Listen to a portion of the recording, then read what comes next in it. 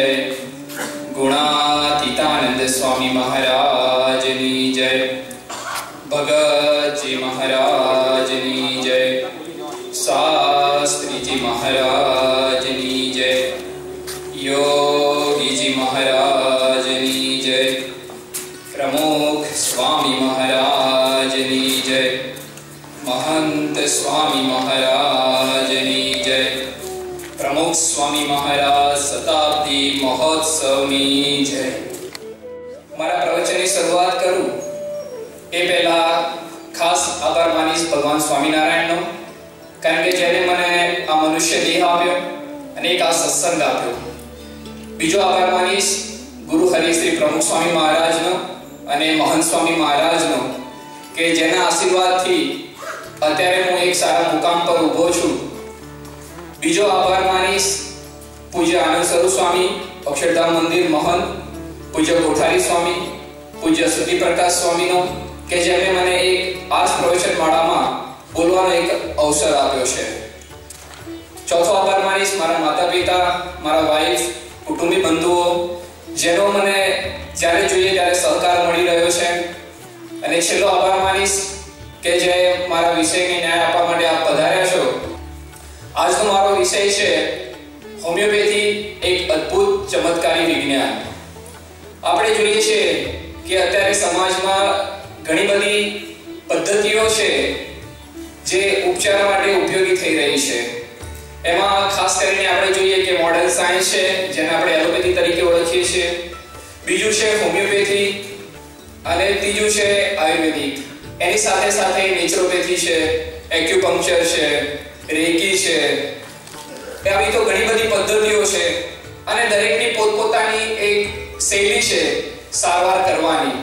એમાં હોમિયોપેથી એક અલગ પોતાનું સ્થાન ધરાવે છે અને પોતાની એક અલગ સૂઝ પ્રમાણે હોમિયોપેથી લોકોને અત્યારે સાજા કરી રહી છે. ઘણા બધા દર્દીઓ હોમિયોપેથી લેવા માટે આવતા હોય છે. એમાં જો અગત્યની વાત હોય તો હોમિયોપેથી આપણે પહેલા શા માટે લેવી જોઈએ અને તેના ફાયદા શું છે. તો આપણે જોઈએ કે જો હોમિયોપેથી દવાઓ હોમિયોપેથી ડોક્ટર હોય એના જો માર્ગદર્શન પ્રમાણે જો વ્યવસ્થિત રીતે લેવામાં આવે તો એની કોઈ આડઅસર થતી નથી. ઘણી વખત ઘણા બધા પેશન્ટ ક્લિનિકમાં આવતા હોય અને પૂછીએ કે તમે હોમિયોપેથી શા માટે લેવી છે, અને જોઈએ કે ઘણી જગ્યાએ દવાઓ લઈને આવી ચૂક્યા હોય એટલે એવું કહે કે એક અનુભવ કરવો છે કે હોમિયોપેથી અસર કરે તો સારું છે પણ એની કોઈ આડઅસર નથી. એ સાંભળીને ઘણા બધા પેશન્ટ હોમિયોપેથી દવા લેવા માટે પ્રેરાતા હોય છે.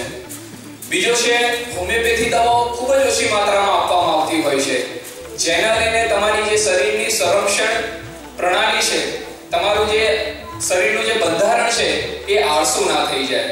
એટલે ખૂબ જ ઓછી માત્રામાં દવામાં આપવામાં આવતી હશે. પછી ગમે તેવો રોગ હોય તમને પણ ખૂબ જ ઓછી માત્રા, એટલે તમે જોવા જાઓ તો સપોઝ તમને ગોળી આપે, 3 ગોળી દિવસમાં 4 વખત લો. બહુ બધા જથ્થામાં હોમિયોપેથી દવાઓ આપવામાં આવતી હોતી નથી. ત્રીજો મુદ્દો છે કે હોમિયોપેથી દવા આપતા પહેલા હોમિયોપેથી જે ડોક્ટર હોય એ શાસ્ત્ર પ્રમાણે શરીરની તંદુરસ્તી અને દુરસ્તી અને એ જ પ્રમાણે મનની તંદુરસ્તી અને દુરસ્તી એ બંનેનો વિચાર કરીને, સમગ્ર દર્દીનો વિચાર કરીને દવા તમને આપતા હોય છે.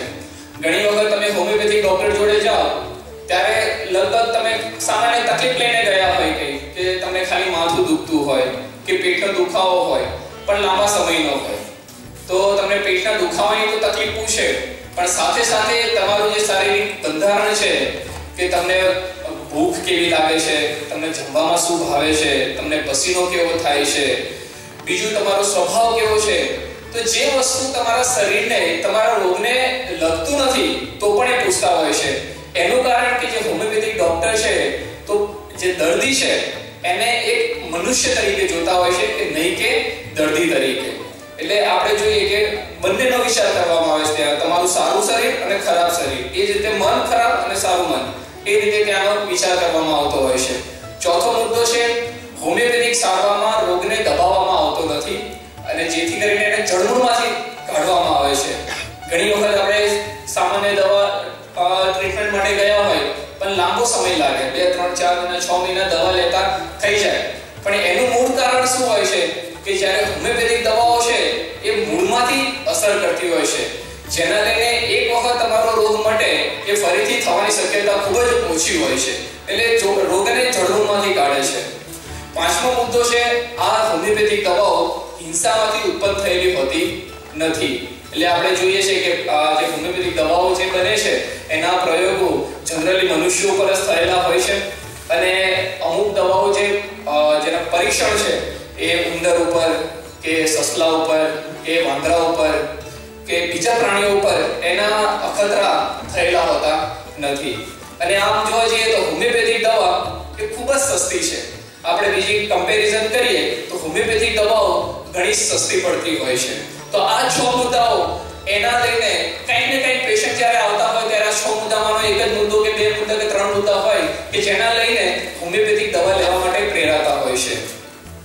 હવે આપણે જોઈએ કે આ હોમિયોપેથિક સાયન્સ આવ્યું ક્યારથી અને એનો જન્મ કેવી રીતે થયો અને એને શોધવાવાળા કોણ હતા. હવે હોમિયોપેથીનો ઉદ્ભવ સ્થાન છે લગભગ 200 વર્ષ પહેલા એનો ઉદ્ભવ થયો, અને એને શોધવાવાળા હતા ડોક્ટર હનીમેન કરીને, જેમનો જન્મ થયો તો 1755 માં અને એમને હોમિયોપેથી શોધ્યું 1796 માં. હવે ડોક્ટર હનીમેનનો આપણે ટૂંક પરિચય જોઈએ કે પોતે એમડી ફિઝિશિયન હતા, પોતે એલોપેથિક ડોક્ટર હતા અને પોતાની પ્રેક્ટિસ પણ વ્યવસ્થિત ચાલતી હતી. પણ આપણે પહેલા 200 વર્ષ પહેલાનું જો મોડર્ન સાયન્સ જોઈએ ને તો અત્યારનું મોડર્ન સાયન્સ જેટલું આમ વેલ ડેવલપ છે ને એટલું પહેલા આટલું બધું વેલ ડેવલપ આખું મોડર્ન સાયન્સ હતું નહીં. એ લોકો એવું માનતા મોડર્ન સાયન્સ કે ભાઈ તમારા શરીરમાં કંઈ પણ રોગ થાય છે તો એનું કારણ એ છે કે તમારા બ્લડમાં પોઈઝન છે, એવું વિનાશક તત્વ છે કે જેના લઈને તમે બીમાર પડ્યા છો. તો એ શું કરે કે તમારી જે મોટી ધમની હોય એને કાપી નાખે અને એમાંથી લોહી વહેવા દે અને પછી એને સીલ કરી નાખે અને પછી ધીરે ધીરે કદાચ ક્યોર થઈ જાય. તો આ પદ્ધતિ હતી. ઘણી વખત શું કરે કે જ્યારે તમારી મોટી વેન્સ હોય એના પર જડો લગાવી દે, એટલે જે દૂષિત લોહી હોય એ જડો ચૂસી લે અને એ પ્રમાણે એની ટ્રીટમેન્ટ થતી હતી. અને આ ટ્રીટમેન્ટના લઈને અમેરિકાના જે પ્રથમ રાષ્ટ્રપતિ હતા જ્યોર્જ વોશિંગ્ટન, એનું મૃત્યુ થવાનું કારણ પણ આ જ હતું. જ્યારે બીમાર પડ્યા ત્યારે એમની વેન્સ કાપી નાખી અને એક્સેસિવ બ્લીડિંગ થયું અને એના લઈને એમનું મૃત્યુ થયેલું. આ વસ્તુ છે એ ડોક્ટર હનીમેનને મગજમાં સેટ થઈ નહીં. પોતે ફિઝિશિયન હતા, એમડી હતા, પણ એમના મગજમાં સેટ થઈ નહીં. એટલે એ શું કરે કે પોતાનો સ્પેર ટાઈમ હતો એમાં એ એમનું ઇંગ્લિશ અને જર્મન, આખું હોમિયોપેથી એ જર્મન બેઝ છે. પોતે ડોક્ટર હનીમેન પોતે જર્મનીના હતા, એટલે પોતાનું જર્મની અને ઇંગ્લિશ બંને સારું હતું એટલે અંગ્રેજીની એક બુક જર્મનીમાં એ કન્વર્ટ કરતા હતા. એમાં એમને એક બુકમાં વાંચ્યું કે સિન્કોના નામનો છોડ છે, જો એની છાલનો ઉપયોગ કરવામાં આવે તો તમને મેલેરિયા જેવા સિમ્પટમ્સ ડેવલપ થાય. હવે આ સિન્કોના એટલે એ જ વસ્તુ કે જે ક્વિનાઇન દવા જે આપણે મેલેરિયામાં યુઝ કરીએ છીએ ને એમાં વપરાતી હોય છે. હવે આપણે એમને પોતાનો શબ્દ વાંચ્યો એટલે એમને ઉત્સુકતા થઈ કે આવું પોસિબલ છે. એટલે પહેલા તો એમને એ વસ્તુનો ઉપયોગ પોતાના ઉપર જ કર્યો. ત્યારે એમને ખબર પડી કે ખરેખર મેલેરિયાના સિમ્પટમ્સ ડેવલપ થાય છે. જે મેલેરિયામાં તમને પહેલા એકદમ ઠંડી લાગે, તાવ ચડે અને પછી પસીનો થાય અને તાવ ઉતરી જાય. તો પછી એમને વધારે રિસર્ચ કરીને પોતાના પોતે ડોક્ટર હતા જ અને પહેલા મેલેરિયાના કેસીસ પણ વધારે થતા હતા. એટલે એમના પોતાના જ ક્લિનિકમાં એમને આ જે હતી સિન્કોનાની છાલ છોડની એ આપવાનું ચાલુ કર્યું. તો એમને રિમાર્કેબલ બધાનો ફરક લાગ્યો. ત્યારે જ્યારે સિન્કોના છોડ જ્યાં થતો તો એની આજુબાજુના ગામડામાં એમને તપાસ કર્યો તો ત્યાંના આજુબાજુના ગામડાના જે લોકો હતા એ આ સિન્કો જ્યારે એમને તાવ કેવું આવતું ત્યારે સિન્કોનાની છાલ લઈને દાંતણ તરીકે જ ઉપયોગ કરે. 2-3 દિવસ આ રીતે દાંતણનો એ રીતે ઉપયોગ કરે અને એનો તાવ જતો રહેતો હતો. ત્યારે એમના મગજમાં એકદમ સ્ટ્રાઇક થઈ અને એ વખતે એક નવો સિદ્ધાંત એમને શોધી કાઢ્યો અને એ લેટિન ભાષામાં તે સિદ્ધાંત હતો સિમિલિયા સિમિલિબસ ક્યુરેન્ચર. એટલે આ એક જે હોમિયોપેથી જે બેઝ ઉપર કામ કરે છે કે સિમિલિયા સિમિલિબસ ક્યુરેન્ચર, ધેટ મીન્સ કે લાઇક ક્યોર લાઇક્સ, સરખાથી સરખાનું મારણ. ગુજરાતીમાં કેવું હોય તો હિન્દીમાં કેવું હોય તો લોહા લોહી કો કાટતા હૈ. અને કાલિદાસે પણ લખી ગયા છે કે શ્રેયતે હિ પુરા લોકે વિશેષ્ય વિષમ ઔષધમ, એટલે કે ઝેરનું મારણ ઝેર. અને હોમિયોપેથી આપણે જોઈએ કે આ સિદ્ધાંતને પકડીને સમાનતાના સિદ્ધાંત ઉપર આખી હોમિયોપેથી દવાઓ અસર કરે છે. સમાનતાનો સિદ્ધાંત એટલે કે સપોઝ તમારા શરીરમાં કંઈ રોગ થયો છે કે તમને શરદી થઈ છે, તો તમને એવી જ દવા આપવામાં આવે કે જે શરદી જેવા સિમ્પટમ્સ જે તમારા શરીરને મેચ થાય છે, કે જે તમને જે શરદીમાં જે તમારા ચિહ્નો આવે છે એને જે મેક્સિમમ મેચ થતા હોય એવી જ દવા તમને આપવામાં આવે, જેના લઈને તમારી શરદી મટી જાય. અને કદાચ તમને શરદી ના હોય તો કદાચ તમે જો એ દવા લો તો એનું પ્રૂવિંગ થાય અને તમને શરદી જેવા સિમ્પટમ્સ ડેવલપ થઈ શકે. વચ્ચે મારો એક એક્સપિરિયન્સ કહી દઉં. જ્યારે હું ભણતો હતો ત્યારે એક બહુ મગજમાં ક્લિયર ફંડા સાથે ગયેલો કે આપણે તો બહાર નીકળીને એલોપેથિક જ કરવાની છે, એટલે હોમિયોપેથી શીખવાનો કાંઈ જરૂર નથી. એટલે ક્યારે મેં હોમિયોપેથીના લેક્ચર અટેન્ડ કર્યા જ નહોતા. અને જેટલાય પેલા જે એલોપેથિક સાઈડ જે બધા સબ્જેક્ટ હોય એ લેક્ચર અટેન્ડ કરીને ડોક્ટરો જોડે શીખવા જતો રહેવાનું. ઓપરેશન છે કે એક્સરે કેવી રીતે પાડવો કે ડેન્ટિસ્ટ જોડે કેવી રીતે. પણ એક મારો ફ્રેન્ડ જે અમારો રૂમ પાર્ટનર હતો એને ખાંસી થયેલી અને એ ખાંસી માટે હોમિયોપેથિક દવા લઈ આવ્યો. તો મેં એને પૂછ્યું કે તું શું ખાય છે? એટલે કે હોમિયોપેથિક દવા છે. ત્યારે હું છે ને છાત્રાલયમાં આપણું આખું એલોપેથિકનું દવાખાનું સાચવતો હતો અને બધા છોકરાઓ ત્યાં બીમાર પડે તો એલોપેથિક દવા આપતો હતો. એટલે મેં કીધું કે આમાં તો હોમિયોપેથી તો શું અસર કરે, આવડી ગોળીઓ. ત્યારે મેં કેઝ્યુઅલી એની જે બોટલ હતો આખી જ ખાઈ ગયું રાત્રે. અને સવારે રિયલી કે મને આખી જે એના ખાંસીના સિમ્પટમ્સ હતા એ જ મને ચાલુ થયા અને પછી ડોક્ટર જોડે ગયો એ જ રીતે પછી મને દવા આપીને મારી ખાંસી બેઠી. ત્યારથી મગજમાં સ્ટ્રાઇક થયું કે હોમિયોપેથી અસર તો કરે છે, પણ હવે એ રીતે ભણાવવાળા ડોક્ટર તો જોઈએ ને. પછી એક ડોક્ટર આવ્યા ત્યાં આગળ અને એમનું બહુ હોમિયોપેથી બહુ સારું હતું, ત્યાંથી ઇન્સ્પિરેશન મળ્યું અને પછી ધીરે ધીરે હોમિયોપેથીમાં આવવાનું થયું.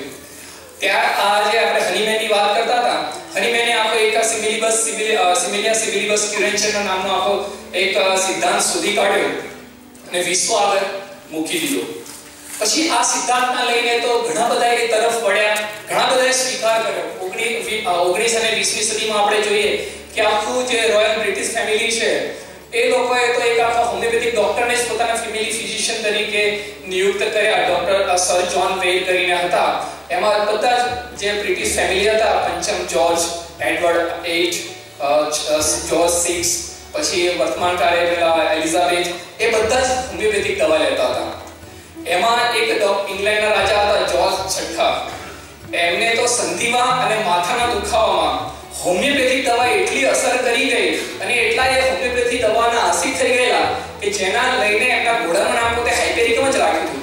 જેને એમને સંધિવામાં અને જે માથાના દુખાવામાં જે દવાની એમને અસર કરી હતી હાઇપેરિકમ કરીને, એ જ પછી એમના જે બચ્ચે છે એ પોતે જોર્જ 6 છે અને એ ઘોડાનું નામ જ પછી એમને હાઇપેરિકમ જ રાખ્યું હતું. તો 200 વર્ષ પહેલાથી હોમિયોપેથીનું ચલણ તો ચાલુ થઈ જ ગયું હતું અને ડે બાય ડે એ બધું જ જતું હતું.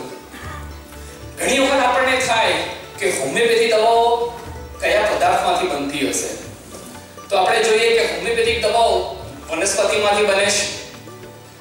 ખનિજ તત્વો એટલે જે મેન્ડેલિફનો આવર્ત કોષ્ટક છે એમાં 108 જેટલા કેમિકલ છે એ બધામાંથી દવા બને છે. પણ જે બનાવવાની પ્રોસેસ છે એ એક અલગ પ્રકારની છે, જેના લઈને એ જે કેમિકલ છે એની આડઅસર એ તમારા બોડી પર થતી હોતી નથી. બીજું આપણે જોઈએ કે પ્રાણીઓમાંથી દવા બને છે. મધમાખીનું ઝેર છે, સાપનું ઝેર છે, એમાંથી પણ હોમિયોપેથિક દવા બનતી હોય છે. પણ આપણે જે રીતે વાત કરી કે હિંસા કરીને દવા બનતી નથી. સપોઝ સાપ છે તો એનું જે સાપને પકડીને એનું ઝેર એક્સ્ટ્રેક્ટ કરીને એમાંથી હોમિયોપેથિક દવા બનતી હોય છે. મધમાખી છે તો એ જ રીતે એનું પણ ઝેર એક્સ્ટ્રેક્ટ કરવાની પદ્ધતિ છે અને એ પ્રમાણે એમાંથી દવા બનતી હોય છે.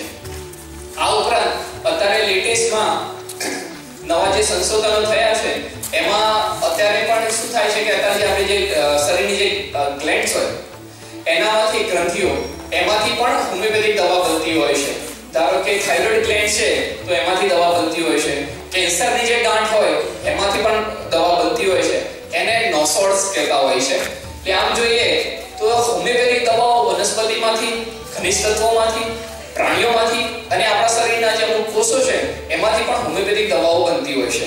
અને આ બનાવવાની પ્રક્રિયા એ રીતની હોય છે કે જેના લઈને લાંબા સમય સુધી હોમિયોપેથિક દવાઓને આપણે સાચવી શકતા હોઈએ છીએ.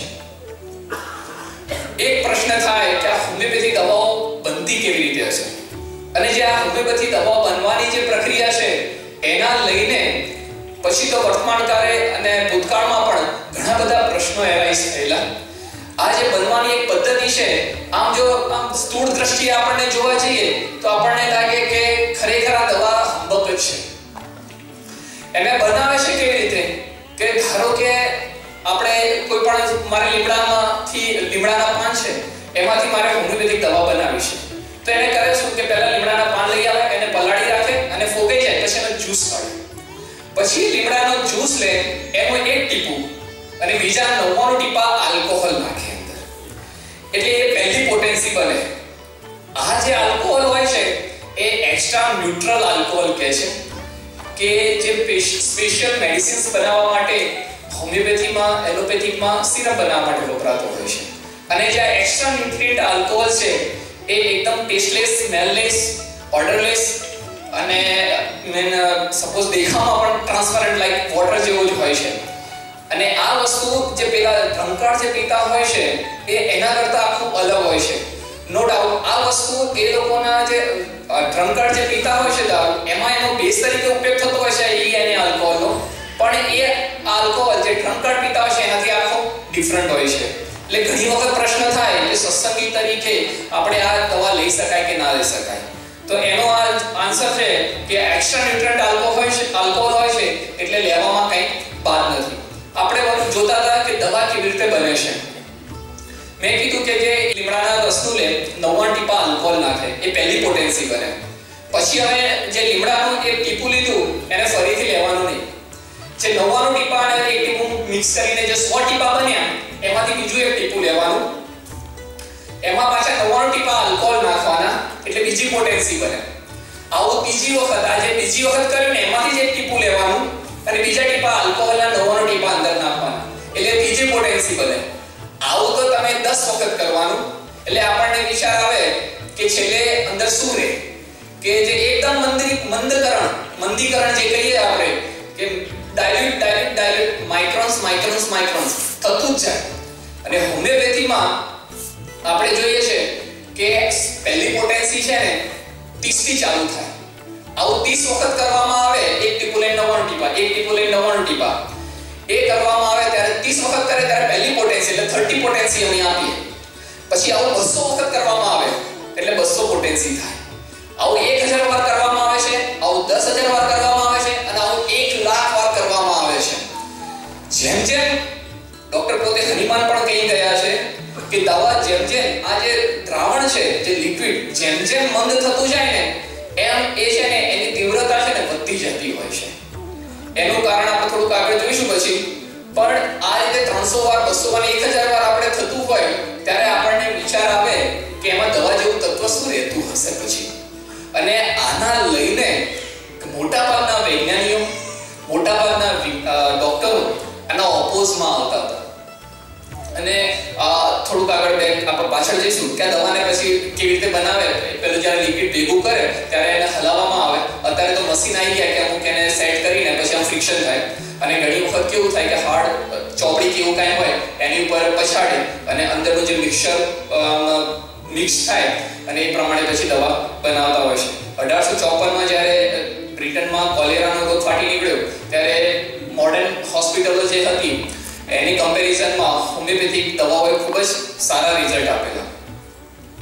હવે આ જે મેં તમને જે કીધું ને, આ જે દવા બનાવવાની આ જે પોટેન્ટાઇઝેશનની પ્રોસેસ છે ને, આ લોકો વૈજ્ઞાનિકોના મનમાં બેસતું જ નહોતું અને હંબક જ કહેતા હતા. પણ છતાં પણ એવો એક વર્ગ હતો કે જે હોમિયોપેથી લેતો પણ હતો અને હોમિયોપેથીના રિઝલ્ટ મળતા પણ હતા. કદાચ જો વસ્તુ હોમવર્ક હોત તો આટલું 200 વર્ષ સુધી એ વસ્તુ ચાલી ના આવી હોત. કારણ કે આ જોવા જઈએ તો 200 વર્ષ ઉપર થઈ ગયા. તો ધીરે ધીરે આપણે જોઈએ કે હોમિયોપેથીનો ડે બાય ડે એનો પ્રચાર તો વધતો જ ગયો છે. સ્ટીલ હજી એની એક્સપાયરી ડેટ આવી નથી. અને આના લઈને હોમિયોપેથિક બેબુનિયાદ છે, હંબક છે એવું કહીને બ્રિટિશ સરકારે પછી જે એને ડોનેશન જે આપવાનું હોય, જે બજેટમાં ફાળવવાનું હોય, આમ ટોટલ 100 અબજ તબીબી વિજ્ઞાનને આપતા હતા, એમાં ખાલી 1.5 લાખ પાઉન્ડ જ પછી હોમિયોપેથીના ફાળે આવતું હતું. પણ એનું કારણ આ જ કે એમના મગજમાં આ વસ્તુ થઈ ગઈ હતી કે હોમિયોપેથી કઈ અસરકારક વસ્તુ નથી. એ ખાલી પૈસા, જે જનતાનો પૈસા છે, પબ્લિકનો પૈસા છે, એ બગાડવાનો ધંધો છે. અને એમાં જે મેઇન હતા એક બેન્ગેસ્ટિક કરીને એમને 1983માં પીડું ઝડપ્યું કે આપણે હોમિયોપેથીને છે ને એમ તથાવાર છે ને ખોટી પાડવી. એટલે પછી એમના ફ્રેન્ડ હતા, હોમિયોપેથિક ડોક્ટર હતા, અને આ ફ્રેન્ચ વૈજ્ઞાનિક બહુ જ એ 1983માં ઇમ્યુનોલોજીસ્ટના ખાં કહેવાય. એમને ઓલરેડી 2-3 પારિતોષિક તો ઇમ્યુનોલોજીમાં મળી ચૂક્યા હતા, અને ફરીથી એમને નોબેલ પ્રાઇઝ તો મળવાનું જ હતું. અને એમને એમના ફ્રેન્ડે એમને ઇન્વાઇટ કર્યા કે હોમિયોપેથી દવા અસર તો કરે છે, તું મારા ત્યાં આવ અને હું તને કહું કે હોમિયોપેથી દવા કેવી રીતે અસર કરે છે. અને બેન્ગેસ્ટીને તો હતું જ કે આપણે હોમિયોપેથીને ખોટું પાડવું, એટલે એમના ફ્રેન્ડના ઇન્વાઇટેશનને એક્સેપ્ટ કરીને ગયા તો ખરા. અને એમને બધા પરીક્ષણો જોયા અને એમને જોયું કે નહીં, રિયલી હોમિયોપેથી દવા તો અસર તો કરે છે. અને પછી એમને બહુ જ વેલ નોન મેગેઝિન છે નેચર કરીને, એમાં એમને પોતાનો આખો આર્ટિકલ લખીને મોકલી આપ્યો. હવે નેચર મેગેઝિન પણ બહુ વેલ નોન મેગેઝિન છે. હવે આ હોમિયોપેથીનો આર્ટિકલ એમને મળ્યો ત્યારે લખોપનીની પણ પીડા હતી, કારણ કે હોમિયોપેથીનું બધું આ રીતે એનું પેલું ભગવતા હતા બધા. પણ જાકી બેન્ગેસ્ટીએ આર્ટિકલ લખેલો અને એનું વજન પડે એના લઈને એના જે નેચર મેગેઝિનના તંત્રીએ એ આર્ટિકલ છાપ્યો તો ખરો, પછી તો ઘણો બધો હોબાળો થયો એમાં. અને એમાં જે અમેરિકાના જે જેમ્સ રેન્ડી કરીને હતા, એમને મોસ્ટલી જે અગેન્સ્ટમાં હતા એ આ જેમ્સ રેન્ડી હતા. અને આ જેકી બેન્ગેસ્ટીના સ્ટેટમેન્ટના લઈને હોમિયોપેથી પરના અને પોતાનું નોબેલ પ્રાઇઝ એમને ગુમાવવું પડ્યું. પછી એના પછી આયા મેડેલિન એનિશ કરીને એક બેન હતા, એમને સફારી મેગેઝિનમાં ઓક્ટોબર 2000માં આખો હોમિયોપેથી ઉપર આખો આર્ટિકલ લખેલો. આમાંથી ઘણું બધું લખાણ એ બેનનું જ છે. એમને પોતે પણ એવો 2001માં જ્યારે એ આ હોમિયોપેથી પર એમને પણ વિચાર્યું કે હોમિયોપેથી વસ્તુ ખોટી છે, અને એ જાકી બેન્ગેસ્ટીને ખોટા પાડવા માંગતા હતા. વસ્તુ એવી હતી એટલે એમને પણ નક્કી કર્યું કે મારે હોમિયોપેથીનો આખું તથાસ્વાર કરીને પ્રેક્ટિકલ કરીને એને ખોટું પાડવું. અને પણ પ્રયોગ તો કર્યો એમને, અને પછી એમને લખ્યું કે આઈ વોઝ ઇન્ક્રેડિબલી સરપ્રાઇઝ. વિશ્વાસ ન બેસે તેવું આશ્ચર્ય મને જોવા મળ્યું. અને ફરીથી પાછું જે બેન્ગેસ્ટી વખતે જે હોબાળો થયો હતો ને એ જ પાછો હોબાળો થયો. આ બેને પ્રયોગમાં શું કરેલું કે એમને બે હોમિયોપેથી બોડીમાં જઈને અસર કેવી રીતે કરે છે ને, વેરી ડિફિકલ્ટ. કદાચ તમે જો દવા લઈને તમે ડોક્ટર જોડે તરત જાઓ ને તો એ બ્લડમાંથી હોમિયોપેથીનું કયું કેમિકલ મેં આપ્યું છે ને, કઈ દવા આપી છે હોમિયોપેથી ડોક્ટરે, એ શોધી ના શકે. તો આ એવું હતું. આ મેન્ડેલિસને તો પ્રેક્ટિકલ કરવો છો તો એને એક હિસ્ટામાઇન નામનું તત્વ લીધું જે આપણા શરીરમાં ઉત્પન્ન થતું હોય છે. જ્યારે આપણને આ શરદી થતી હોય છે ત્યારે હિસ્ટામાઇન નામનું તત્વ આપણા બ્લડમાં ઉત્પન્ન થતું હોય છે, જેના લઈને મોડર્ન સાયન્સ દ્વારા આપણને એન્ટી હિસ્ટામિનિક દવા આપતા હોય છે. એમને આ હિસ્ટામિન નામનું તત્વ લીધું અને મેં જે આગળ તમને જે પ્રેક્ટિકલ આખું સમજાવ્યું કે એક બુંદ લેવાનું 99 ટીપા આલ્કોહોલ, એ પ્રમાણે એને 2 કસનળીમાં એકમાં હિસ્ટામાઇન વાળું એકદમ ડાયલ્યુટ લિક્વિડ લીધું અને બીજામાં એકદમ સાદું પાણી લીધું, અને પછી એને પ્રેક્ટિકલ કર્યો. એ પ્રેક્ટિકલ કર્યો ને ત્યારે એમને ખબર પડી કે જે હિસ્ટામાઇન વાળું જે કેમિકલ હતું, આખું હિસ્ટામાઇન વાળી જે ટેસ્ટ ટ્યુબ હતી કસનળી, એમાં અમુક રિએક્શનો જોવા મળે. પણ જે સાદું પાણી એમને ભર્યું હતું એમાં કંઈ રિએક્શન જોવા મળ્યા નહીં. પછી એને બહુ જ જાણીતું ન્યૂઝપેપર છે બ્રિટનનું, ગાર્ડિયન કરીને, એમાં એને પોતાનું આખું જે સ્ટેટમેન્ટ આપ્યું કે despite my reservation against the science of homeopathy, the results compel me to suspend my disbelief. કે હોમિયોપેથીના વિજ્ઞાન પ્રત્યે મને સંશય હોવા છતાં પરિણામો મને ફરજ પાડે છે કે હું મારી ગેરમાન્યતાને ત્યજી દઉં. અત્યારે પણ આટલું બધું થયું છે, સંશોધનો થયા છે, નવા દવાઓ શોધાતી જાય છે. શરૂઆતમાં તો 1200 દવા માંડ હતી, અત્યારે લગભગ 3000 કરતાં પણ હોમિયોપેથિક દવાઓ છે. અને જોઈએ કે અમુક હોમિયોપેથિક ડોક્ટરો તો એવા છે કે ખાલી કેન્સર ઉપર જ પ્રેક્ટિસ કરે છે. હવે જો રિઝલ્ટ ના મળતું હોય તો હોમિયોપેથી કરવાનો કંઈ મતલબ જ નથી.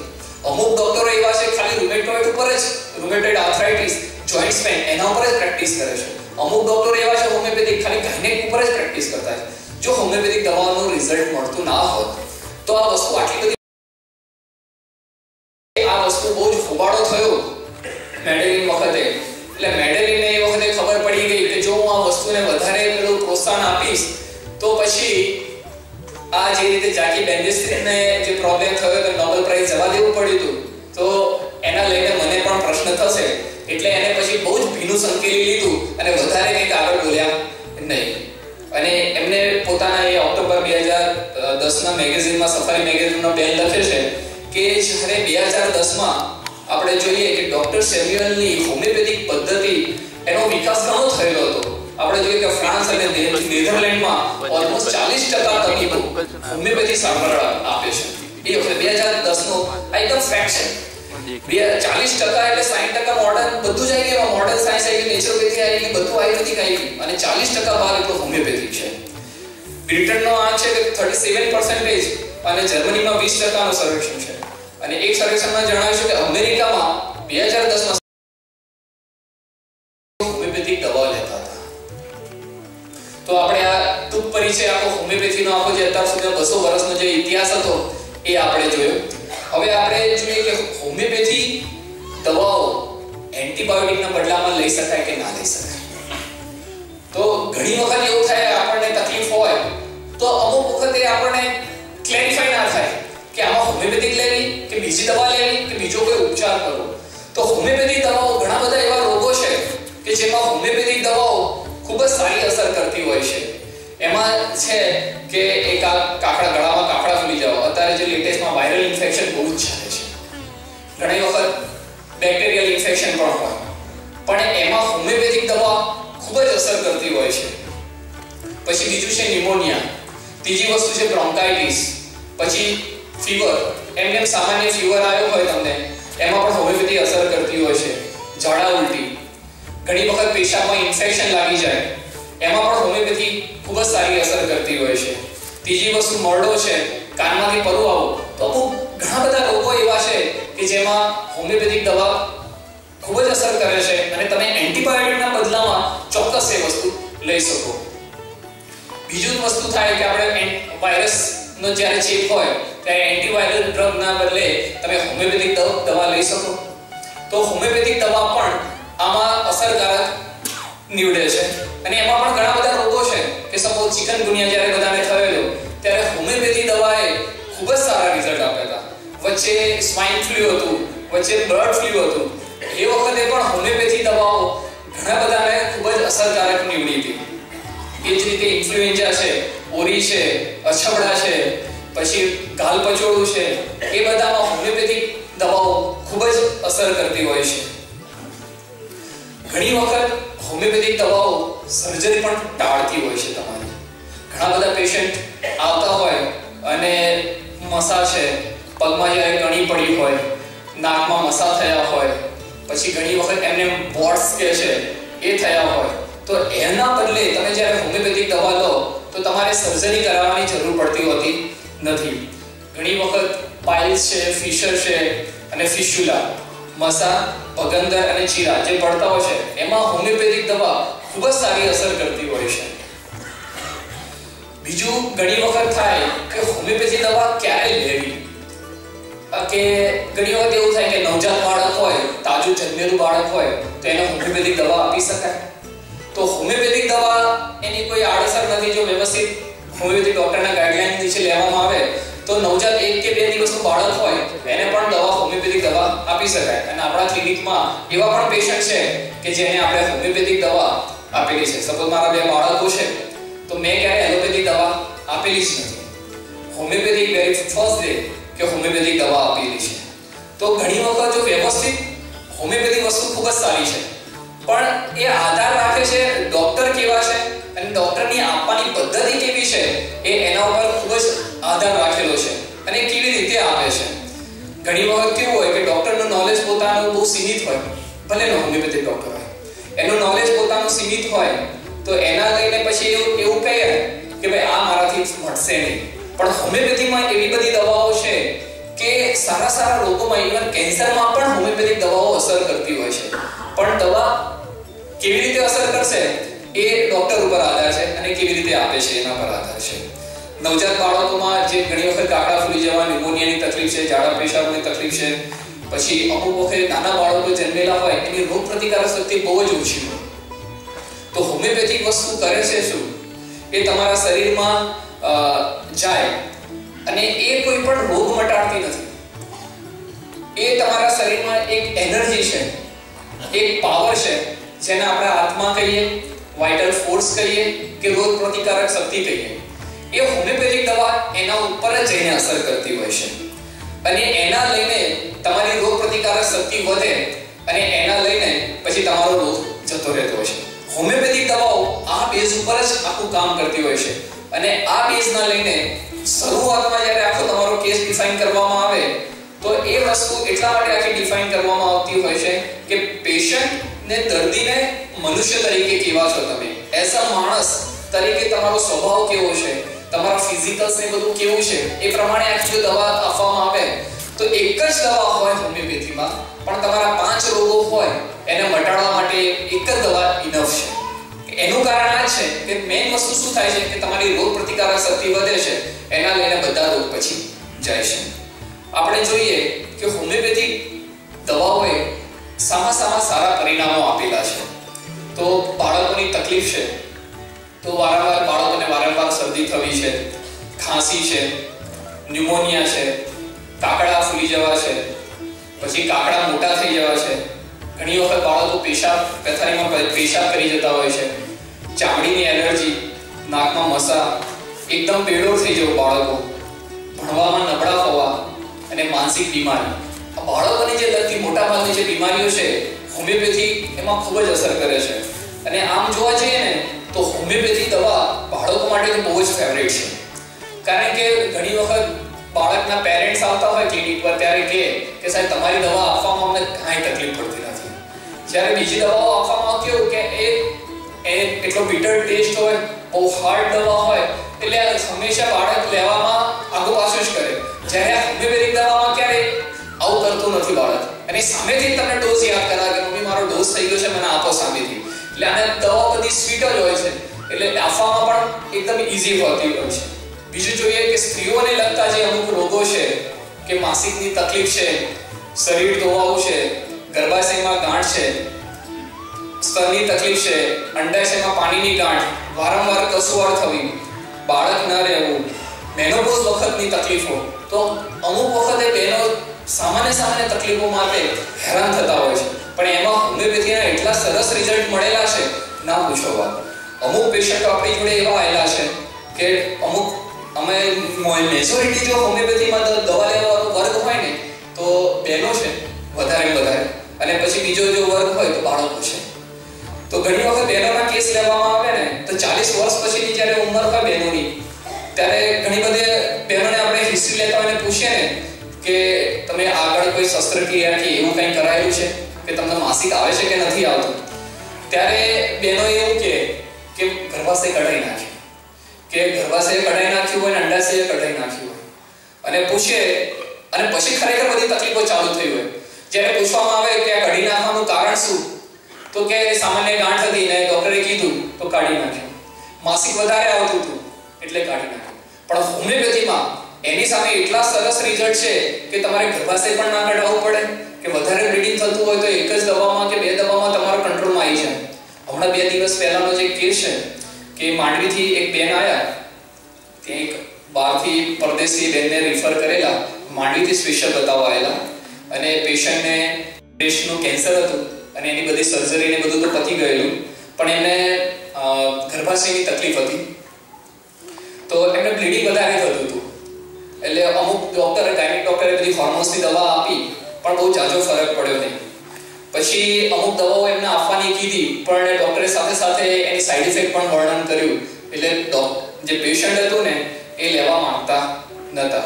ત્યારે ડોક્ટરે કીધું જો તમે આ નહીં લો તો બીજો કોઈ ઓપ્શન નથી, છેવટે તમારે સર્જરી જ કરાવવાનો વારો આવે. પછી એ ત્યાં આ વસ્તુ ગાયનેક જોડે ડિસ્કસ થઈ, પછી સીધા ત્યાં ક્લિનિકમાં આવ્યા, હોમિયોપેથિક દવા ચાલુ કરી.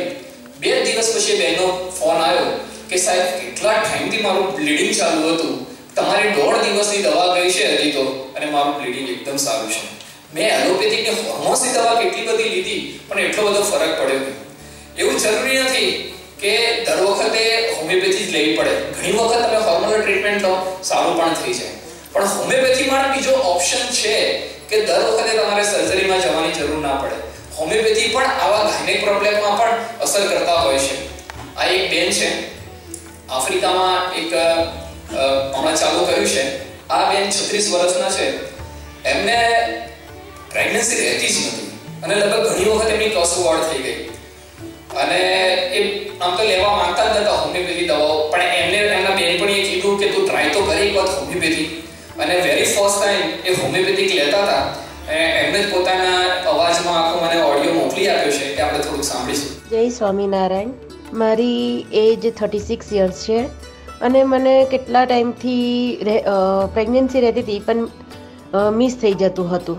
પણ ડૉક્ટર પંકજભાઈની દવા, હોમિયોપેથિક દવાથી અને પરમ પૂજ્ય મહંત સ્વામીના આશીર્વાદથી મને પ્રેગ્નન્સી રહી છે. તો હું બહુ જ ખુશી અનુભવું છું અને ખરેખર ડૉક્ટર પંકજભાઈની દવા ખૂબ જ મને લાભ થયો છે તેનાથી. જનરલી મેં તમને કીધું એમનો જે એક્સપિરિયન્સ હતો બેનનો, કે પછી અત્યારે એને છેલ્લા હું જ્યારે વેરી ફર્સ્ટ ટાઈમ હું ઓગસ્ટમાં ગયો હતો ત્યારે મેં એમને હોમિયોપેથિક દવા આપેલી અને લગભગ વિશ્વાસ રાખીને એમને દવા ચાલુ કરી હતી. અને સાથે સાથે એમને મેં કીધું કે તમે ખાસ મહંત સ્વામીના પણ આશીર્વાદ લઈ લેજો. એ પણ એમની રુચિ હોય છે કે પોતે હોમિયોપેથી પણ જાણે છે અને એ રીતે દવા સજેસ્ટ કરતા હોય છે. અને મહંત સ્વામીના આશીર્વાદથી અને હોમિયોપેથિક દવા લગભગ 6 મહિના એમની દવા ગઈ હશે અને એમને લગભગ હમણાં 2 મહિનાનો ગર્ભ રહ્યો છે અને એકદમ વ્યવસ્થિત શરીર છે. અત્યારે જો કે મહંત સ્વામી ત્યાં ગયા છે એટલે ઘણું પોઝિટિવ રિઝલ્ટ છે. બીજા એક બેન હતા, એ પોતે આ સારામાં સારો અત્યાર સુધીના જે 15 થી વધારે કેસને જોયા છે અને બહુ સારો એક્સપિરિયન્સ હતો. આ બેન 26 વર્ષના છે અને આ તો લગભગ 6-7 વર્ષ પહેલા બેનનો મેં કેસ લીધેલો અને એ બેનનો ચહેરો મેં હજુ સુધી જોયો નથી. અને એ પોતે દિલ્હીના હતા અને એમને ગાયનેક પ્રોબ્લેમ એટલા થયેલા કે હજી તો મેરેજના 2 વર્ષ થયા હતા એટલે લોકો પ્રેગ્નન્સી માટે પ્લાન કરતા હતા પણ પ્રેગ્નન્સી રહેતી જ નથી. પછી એ લોકો ડૉક્ટર જોડે ગયા ત્યારે ડૉક્ટરે કીધું કે તમને ગર્ભાશયમાં સામાન્ય ગાંઠ છે અને ઓવરીમાં પણ પાણીની ગાંઠ છે, એટલે તમારે સર્જરી કરાવવી પડશે અને પછી તમારા પ્રેગ્નન્સી રહેવાના ચાન્સીસ છે. એટલે એ તો કન્વિન્સ થઈ ગયા બેન અને સર્જરી પણ કરાવી. પણ પાછું થોડા મહિના પછી 2-3-4 મહિના ગયા હશે પાછા પ્રેગ્નન્સી માટે પ્લાન કરતા હશે પણ પ્રેગ્નન્સી રહી ગઈ. મીનવાઇલ એમને પેટમાં દુખાવો ને બધું ચાલુ થયું. ત્યારે સોનોગ્રાફી કરાવતા એમને ખબર પડી કે જ્યારે તમારું ઓપરેશન થયું ત્યારે એમાં આંતરડું એ ચોંટી ગયું છે એકબીજા જોડે, એટલે તમારે પાછી સર્જરી કરાવવી પડશે. એટલે પાછું બેને ઓપરેશન કરાવ્યું. 2-3 મહિના એ રીતે ગયા. પાછું ત્રીજી વખત એ પ્રેગ્નન્સી માટે પ્લાન કરતા હતા ફરીથી, ત્યારે પણ પ્રેગ્નન્સી રહી નહીં અને પછી પાછું સોનોગ્રાફી કરાવ્યું ત્યારે એઝ ઇટ ઇઝ કન્ડિશન કે એમને ફાઇબ્રોઇડ પણ થઈ ગયા હતા, ઓવરીમાં ગાંઠો પણ હતી અને જ્યારે માસિક આવે ત્યારે અસહ્ય દુખે. પછી એમનેથી ડૉક્ટરે તો અલ્ટિમેટ કહી દીધું કે હવે આમાં આગળ કંઈ થઈ શકે એમ નથી, આમાં દવાઓ તો કંઈ કામ આવશે જ નહીં અને આના માટે સર્જરી જ કરાવવી પડશે. એટલે તમારું ગર્ભાશય પણ કાઢી નાખવું પડશે, સાથે સાથે તમારી એક ટ્યુબ છે એ બ્લોક થઈ ગઈ છે એટલે એ ટ્યુબ પણ કાઢી નાખવી પડશે અને તમારી જે બંને ઓવરી છે એ પણ કાઢી નાખવી પડશે. એટલે હજી તો બેનના તો મેરેજ થયેલા હતા, એક પ્રેગ્નન્સી રહી નથી. એટલે બહેનો માટે તો પ્રેગ્નન્સી એકદમ મસ્ત. પછી એકદમ એ ટેન્શનમાં હતા અને પછી એ ઇન્ટરનેટ ઉપર સર્ચ કરતા હતા અને એમાં એક આપણો એમને વેબસાઇટમાં એમને ઇન્ફોર્મેશન આપણી મળી અને બીજા એક આયુર્વેદિક ડૉક્ટરની મળી. એમને ભગવાનને યાદ કરીને મેલ કર્યો કે જે પહેલા મેલનો મને આન્સર આપશે એની હોમિયોપેથિક આયુર્વેદ દવા હું ચાલુ કરીશ. એટલે આયુર્વેદિક ડૉક્ટરને પણ એમને મેલ કર્યો હતો અને મને પણ મેલ કર્યો હતો. મેં મેલનો આન્સર આપ્યો પછી કદાચ હું જ હતો પહેલો, એટલે મારી હોમિયોપેથિક દવા એમને ચાલુ કરી. 1 વર્ષ કોન્સ્ટન્ટ એમની હોમિયોપેથિક દવા ચાલી, પણ ધીરે કરતા એમનું ગર્ભાશયમાં જે ગાંઠ હતી એ નાની તો થઈ, ઓવરીમાં જે ગાંઠો હતી એકદમ જતી રહી, ફેલોપિયન ટ્યુબ એ તો બ્લોક જ રહી, એક ખુલ્લી હતી અને જે ગર્ભાશયની ગાંઠ હતી એ થોડીક હજી મટવાની બાકી હતી પણ એમને પ્રેગ્નન્સી પોઝિટિવ રહી ગઈ. એ વખતે જે અશક્ય વસ્તુ હતું એમના માટે પણ સારું હતું, મારા માટે પણ સારું હતું. પણ બીજો ટેન્શનનો વિષય હતો કે જેમ જો ગર્ભ મોટો થશે અંદર એમ આ ગર્ભાશયની ગાંઠ છે ને મોટી થશે જ અને એ શું કરે પછી જે ગર્ભાશયની ગાંઠ મોટી થતી જાય અને એ જે બાળકની અંદર ડેવલપ થતું હોય એના પર પ્રેશર કરે તો એના લઈને બાળક છે ને ખોડખાપણ આવવાનું 100% ચાન્સીસ હતા. એટલે આના માટે મેં પછી ગાયનેક ડોક્ટરને પણ જોડે રાખ્યા હતા.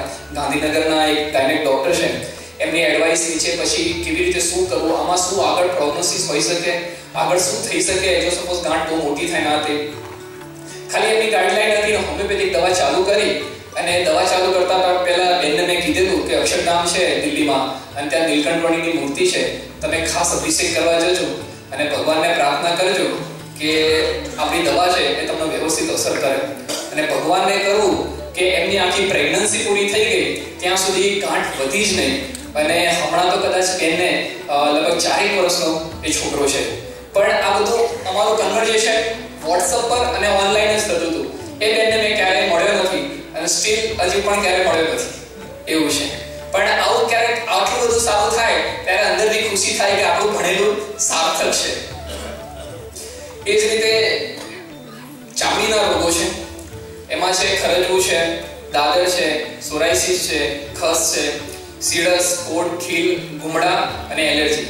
એમાં હોમિયોપેથી જો સૌથી પહેલા શરૂઆત જો થઈ હોય હોમિયોપેથી તો સ્કિન ડિસીઝ માટે મેક્સિમમ જો ઉપયોગ કરતા હોય મોટો વર્ગ તો સ્કિન ડિસીઝ માટે જ કરતા હતા. પછી જેમ જેમ સંશોધનો થતા ગયા, ડોક્ટરો આવતા ગયા, એમ નવા નવા રોગોમાં પછી હોમિયોપેથીનો ઉપયોગ થતા ગયો. પણ પહેલા મેક્સિમમ ચામડીના રોગો માટે હોમિયોપેથી વધારે વપરાતી હતી.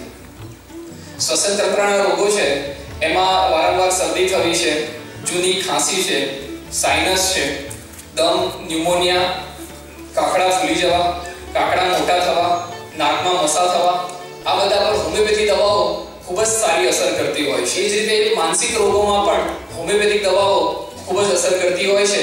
એમાં વધારે પડતી ચિંતા અને ગુસ્સો, ઊંઘ ના આવી, હતાશા, ધબકારા વધી જવા, એકની એક ક્રિયા વારંવાર કરવી, આ બધી અમુક જે વસ્તુઓ છે એમાં હોમિયોપેથી ખૂબ જ સારી અસર કરતી હોય છે. ઉપરાંત ઘણા બધા એવા રોગો છે કે માથાનો દુખાવો છે, કમરની તકલીફ છે, સાંધાના દુખાવા છે, રાંજણ જેને આપણે સાયટિકા કહીએ છીએ, થાઇરોઇડ છે, ખેંચ છે, લકવો, પેટની તકલીફ, તાવ, ઝાડા ઉલટી, મસા, બગંદર, ચીરા, એસિડિટી, ગેસ, કબજિયાત, મરડો, મોઢામાં ચાંદા પડવા, વાળ ખરવા, ઉંદરી, ઘોડો, જાતીય રોગો, ડાયાબિટીસ, કિડની અને પિત્તાશયની પથરી અને કેન્સર વગેરે રોગોમાં છે ને હોમિયોપેથી ખૂબ જ અસરકારક દવા છે. આ જે બધા રિઝલ્ટ છે એ જે આપણે જે લ્યુકોડર્મા કહીએ અને સફેદ ડાઘ જે કહીએ એમાં હોમિયોપેથીએ જે રિઝલ્ટ આપ્યા છે એ બધા રિઝલ્ટ છે. એ જ રીતે આ સોરાયસિસ છે એમાં પણ હોમિયોપેથી ખૂબ જ અસરકારક નીવડી છે. સર્જિકલ કેસ છે. આ જે પહેલું જે પેશન્ટ છે ને એનો ડ્યુ ટુ ડાયાબિટીસ અડધો પગ જ કાપી નાખ્યો હતો. અને એ જે ત્યાં બરોડામાં બહુ સારી એવી હોસ્પિટલ હતી અને એ બેનને રોજ આવે એ માટે 1 મહિના સુધી બેન એટલે ખાસી ઉંમરના માજી હતા.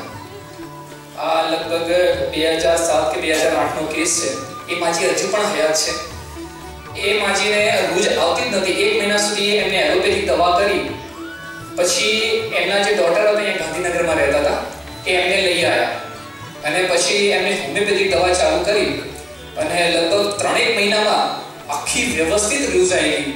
ઇન બિટવીન બીજી કોઈ દવાઓ આપવાની જરૂર નથી પડી. ખાલી હોમિયોપેથિક દવાઓથી આટલું સારું પરિણામ મળી શક્યું છે. એ જ રીતે આંખની આંજણી છે, પછી બોઇલ છે. આ એક વચ્ચેનો જે કેસ દેખાય છે, એક મુસલમાન પેશન્ટ હતો, એને ઝેરોડર્મા પિગમેન્ટોસા નામનો એક ડિસીઝ છે. બહુ રેર ડિસીઝ છે અને બહુ રેર આખા વર્લ્ડમાં થતો હોય છે. અને એનું કારણ જે યુવી લાઇટ હોય અને એ તમારા સ્કિન પર પડે પછી કાળા બ્લેક ડોટ થઈ જાય તમારા શરીર પર અને જે બ્લેક ડોટ છે એ ધીરે ધીરે વધે અને એ કેન્સરમાં પરિણમે. એટલે આ જે એને ચાંદુ જે પડ્યું છે ને એ એકચ્યુઅલી કેન્સરનું ચાંદુ છે. એને મોઢા પર 2-3 વખત થયેલું એટલે ત્યાં આગળ સ્કિન ગ્રાફ્ટિંગ તો એને પ્લાસ્ટિક સર્જન જોડે કરાવેલું. પણ આ જ્યારે નોઝ ઉપર એને થયું ને ત્યારે પ્લાસ્ટિક સર્જને કીધું કે આપણે પ્લાસ્ટિક સર્જરી કરીશું પણ આમાં કંઈ રિઝલ્ટ મળશે નહીં. પછી એ પેશન્ટે હોમિયોપેથિક દવા ચાલુ કરેલી અને પછી ધીરે ધીરે કરતા આખું એને વ્યવસ્થિત સ્કિન આખી આવી ગઈ હતી. મીનવાઇલ એને અંદર જે પેથોલોજી આખી થતી હતી એના લઈને ઘણી વખત એને છે ને આંખમાંથી આમ બ્લીડિંગ જ થાય અને એની આંખો એવી હતી ને કે આપણે લિટરલી આમ ડરી જઈએ એવી આંખો હતી. પણ એને પછી આ તો ચાંદુ તો પુરાઈ ગયું. પછી એને આંખો માટે પણ એક ટોપ મોસ્ટ ઓપ્થોમોલોજિસ્ટ હતા સિવિલ હોસ્પિટલમાં. એમને એવું કીધેલું, એવું સ્ટેટમેન્ટ આપેલું કે તમારી આંખો છે ને ઓલમોસ્ટ ડેડ છે, હવે તમે દેખી જ નહીં શકો. અને પછી હોમિયોપેથિક દવા એ વખતે ચાલુ કરી હતી અને પછી પોતાની 24માં એ પોતાની દુકાન ચલાવતા હતા અને વ્યવસ્થિત વાંચી પણ શકતા હતા. પછી બહુ ઘણા ટાઈમથી એમનો કોઈ કોન્ટેક્ટ નથી. આ એક છોકરી છે, પછી પેલા અહીંયા બોઇલ થયેલું છે. એટલે સર્જિકલ કેસમાં પણ હોમિયોપેથી એટલી વ્યવસ્થિત અસર કરતી હોય છે. હેર ફોલિંગ અત્યારે જો મેક્સિમમ પેશન્ટ આવતા હોય તો એક હેર ફોલિંગ છે અને વેઇટ લોસમાં, એમાં હોમિયોપેથી ખૂબ જ સારી અસર કરતી હોય છે દવાઓ. પથરી માટે આપણા ક્લિનિકમાં મેક્સિમમ હોમિયોપેથીમાં આપણા ક્લિનિકમાં મેક્સિમમ 20 mm ની પથરી નીકળેલી છે. પણ 20 mm ની મારા માટે તો રિસ્ક જ હતો, પણ એ પેશન્ટે પોતાના માથે રિસ્ક લીધો એટલે દવા આપી હતી ને 20 mm ની પથરી નીકળી ગઈ હતી. પણ મેક્સિમમ 15 mm ની પથરી હોય ને ત્યાં સુધી હોમિયોપેથિક દવાથી એ પથરી નીકળી જતી હોય છે. અને એવી તો પથરીના તો બહુ બધા પેશન્ટ છે અને બધા પથરી લઈને પણ આવતા હોય છે. એટલે હોમિયોપેથિક દવાઓ પથરી માટે તો ખૂબ જ અસરકારક છે. અમુક બાળકોના રોગો છે. થાઇરોઇડમાં ઓટોઇમ્યુન ડિસીઝ છે. એવું કહેવાય કે તમે એકવાર થાઇરોઇડની દવા ચાલુ કરો મોડર્ન મેડિસિન્સ, એ આખી જિંદગી ખાવાની.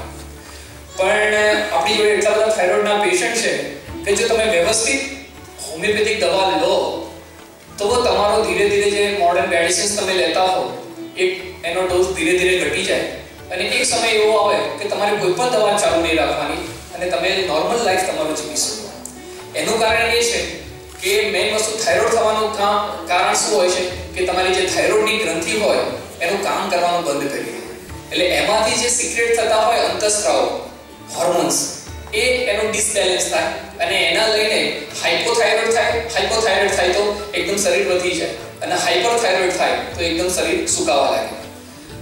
હોમિયોપેથી શું કરે છે કે હોમિયોપેથિક દવાઓ સીધું તમારી રોગ પ્રતિકારક શક્તિ એના પર અસર કરે. એના લઈને તમારી જે થાઇરોઇડ ગ્રંથિ છે એ પાછી કામ કરતી થઈ જાય અને પછી તમે નોર્મલ લાઈફ તમારું જીવી શકો. એ જ રીતે વેઇટ લોસની જે મેં વાત કરી કે એક તો હેર ફોલિંગ છે અને વેઇટ લોસ છે, એના ખૂબ જ સારા પરિણામ હોમિયોપેથીમાં મળે છે અને મેક્સિમમ પેશન્ટ એના માટે આવતા હોય છે.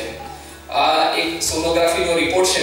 યુટ્રાઇન ફાઇબ્રોઇડ છે 82 mm by 46 mm by 41 mm 61 mm એટલું હતું અને ડોક્ટરે તો એમને સર્જરીસ કરવાનું કીધું હતું અને હોમિયોપેથિક દવા વ્યવસ્થિત રીતે ચાલુ કરેલી અને એ પછીનો રિપોર્ટ બાજુમાં છે કે બહુ જ પછી આમ કહેવાય ને કે few mm ખાલી રહી હતી કે જે નોર્મલ જ કહી શકાય કે નોર્મલ રૂટીનમાં દરેકને હોય જ એટલી તો.